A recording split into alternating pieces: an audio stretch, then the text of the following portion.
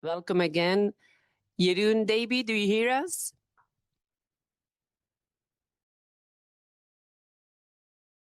Okay, so we will check the sound here, but in the meanwhile, so just to let you know that we have still 2 live cases.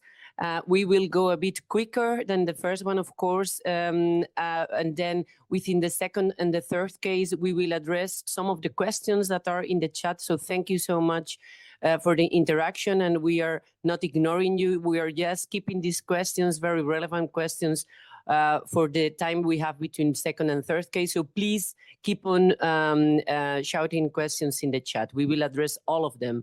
And so with no delay, we will go maybe to introduce this second case. So Thibaut, I think you had, we had also a few slides. Yes, here. Okay, thank you, Triana. So the second case is a female of 70 years old. She has been diagnosed initially with an IBD undetermined, but after extensive reevaluation also with the pathologist, it is defined as an ulcerative colitis, which presents with a pancolitis. Actually, in the past, she had a first episode of acute colitis in 2004. Afterwards, there was not being done much about it. But then in 2020, she had a pyoderma and also at that moment an acute colitis. Since 2020, she has been under Ustekinumab.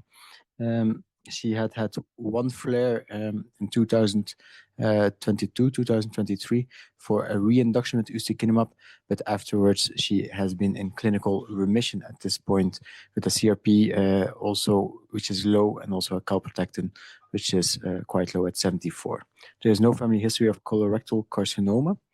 And the last endoscopy was in 2023 with showed post-inflammatory polyps. So the patient had a long-standing severe colitis, but also had some erosions and some rectal erythema, so a Mayo score of 1 at the rectum, and otherwise there was remission. The pathology came back as a Nancy 0, so these are the images of 2020, if I'm not mistaken, and showed extensive inflammation.